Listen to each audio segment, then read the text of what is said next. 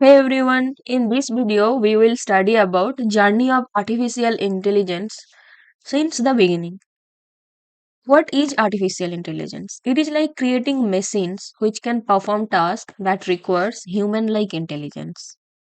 Now, how this concept came into our mind that machines will work like us. Actually, the theory behind this was started a long time before.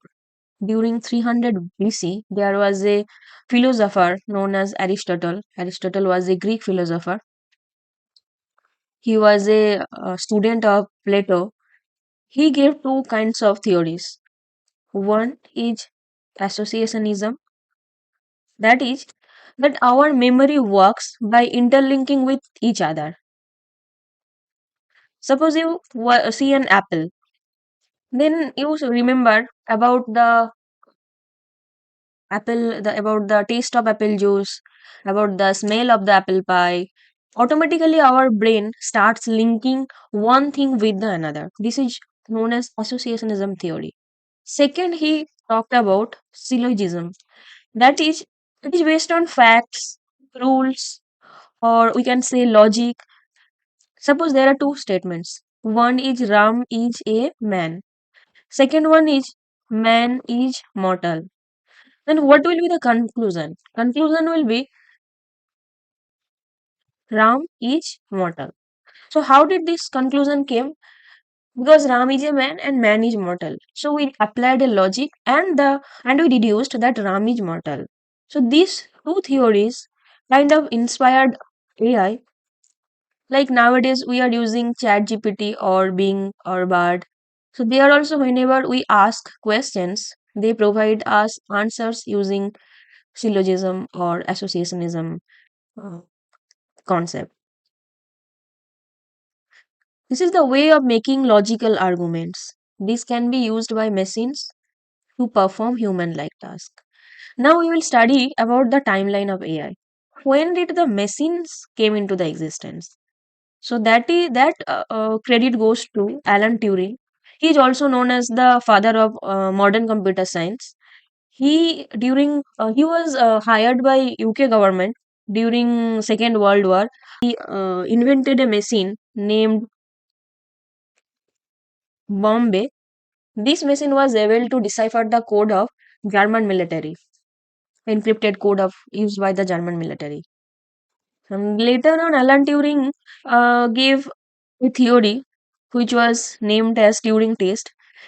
Said that the if he said that conversations will be generated from a human and a machine, and there will be a third human evaluator who will evaluate whether the conversation is coming from the person or from the machine. If he is unable to differentiate between the two, then it may be considered that machine has passed the test. So that was kind of created a thoughts on the minds of scientists. Turing also published some papers where he aimed to address the questions: can machines think? But later on, Alan Turing was just give me a minute to show you who is Alan Turing. Later on, Alan Turing was kind of died, sentenced to death. It's a bit controversial. So he could not work further. But during 1956, some computer scientist group they organized a conference in Dartmouth College to discuss the new concept of artificial intelligence. And there, John McCarthy coined the term, coined the term called artificial intelligence (AI). And after that, many research was performed on AI, and so an American psychologist, Frank Rosenblatt, he gave a concept of perceptron. What is perceptron?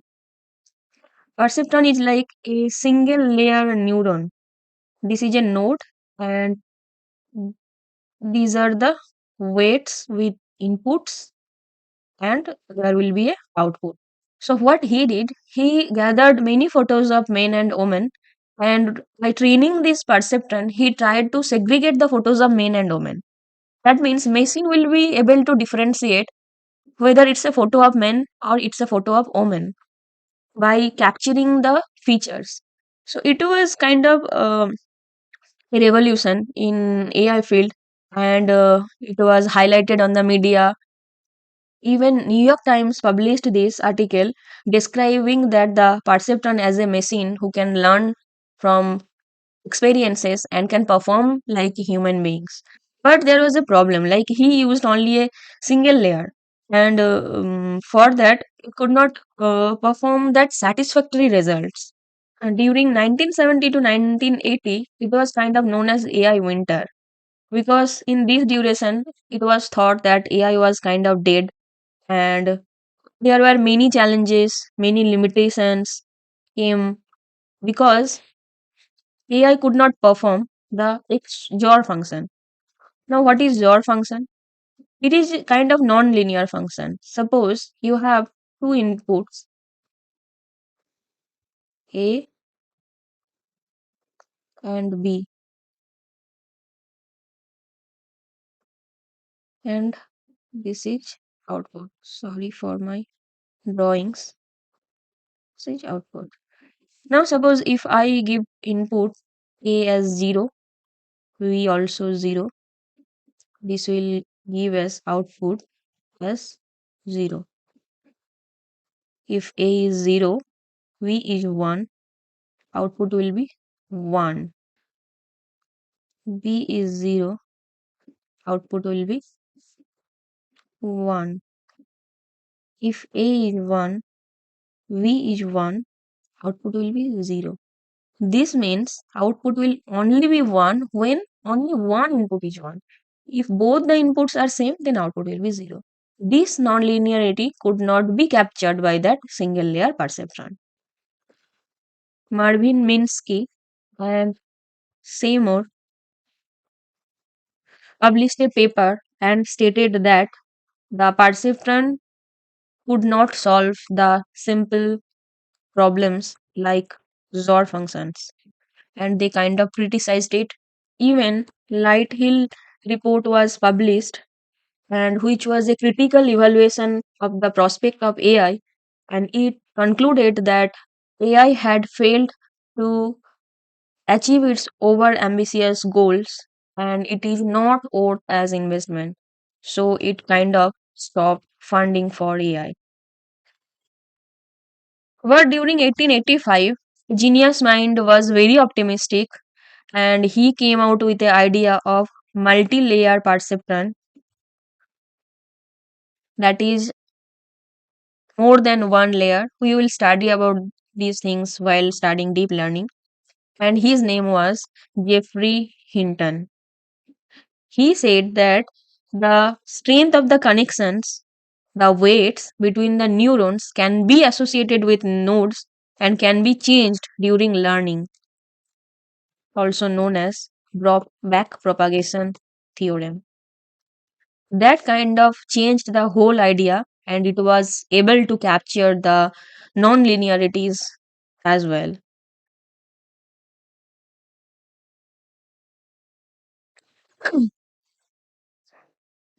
And later, one of his students named Jan LeCun created this dataset and designed a convolutional neural network that could achieve a high accuracy of 99.5%, which was kind of groundbreaking for neural network field.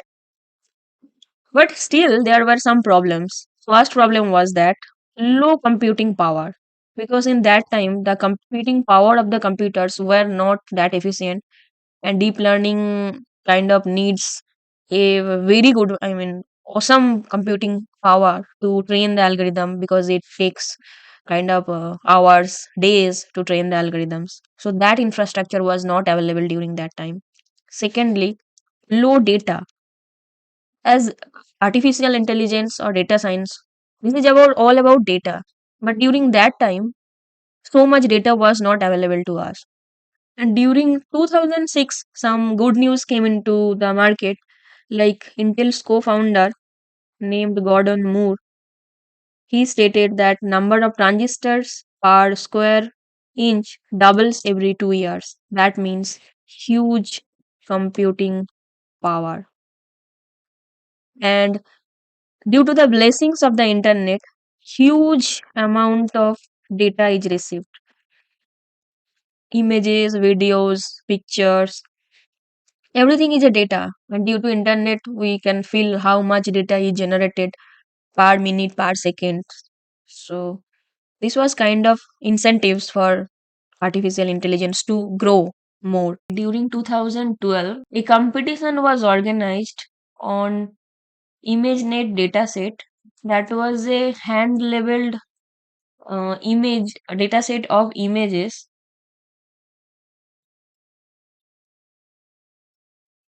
and the competition was about to estimate the content of the photographs. In that competition, Jeffrey Hinton came with a neural network named AlexNet, and it performed so nice that it achieved almost 75% success. And from that point, AI never turned back. Even within a few years, the accuracy was increased from 75% to 97%.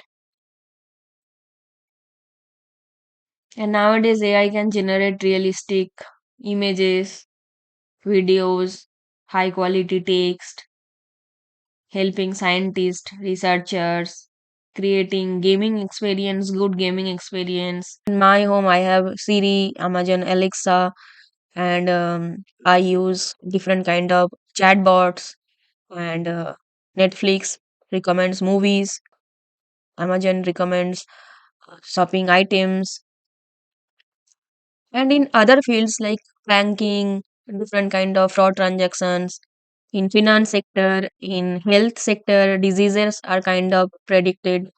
All in kind of every field, AI is somehow contributing to its best, and we can imagine what is going to be the AI future. So this is the journey in brief we have studied till now in very short period, and an overall view we have got till date, and where we are standing right now and what is going to happen. So about all these things, I can refer you a blog. This one, this blog you can refer to for your revision purpose. Here, everything what I have stated and more elaborately it is described. You can refer to these blogs, and what you are studying, you should know the history behind it. Otherwise, it won't attract you that way. I'll provide the link of this link of this blog in the description also. And okay, all the best. We will meet again in our next video. It will be coming very soon. Wait for that. And bye for the day. If you like, then kindly like, subscribe to my channel because I have planned a lot for you. Bye.